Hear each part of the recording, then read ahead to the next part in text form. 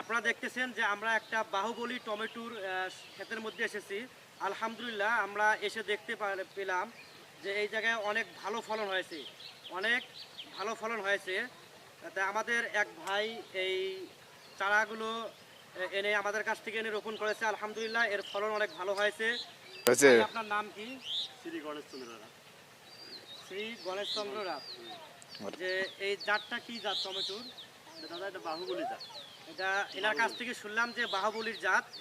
এই আমরা এই পুরা ক্ষেতে আমরা দেখলাম যে প্রতিটি গাছে প্রায় আনুমানিক 60 পিস, 80 পিস, 75 পিস, কোনো গাছে 100 পিসের মতো ধরেছে, ফলন হয়েছে। আলহামদুলিল্লাহ এর ফলন অনেক ভালো হয়েছে।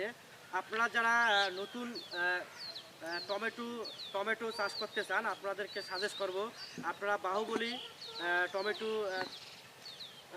চাষ করতে পারেন। এর থেকে অনেক ভালো ফলন পাবেন ইনশাআল্লাহ। বাহুবলী টমেটোগুলো প্রায় অবিকল আপেলের মতো দেখতে এবং এর স্বাদ অনেক সুস্বাদু হয়ে থাকে।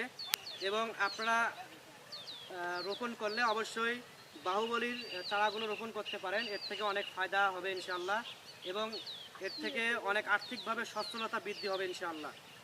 আমরা বাংলাদেশের যে কোনো জেলায় টমেটোর চারা এবং সহ বিভিন্ন প্রকার টমেটোর চারা এবং আরও অন্য অন্য সবজির চারা আমরা বাংলাদেশের যে কোনো জেলায় অনলাইনে বাসযোগে অথবা কুরিয়ারের মাধ্যমে সেল দিয়ে থাকি।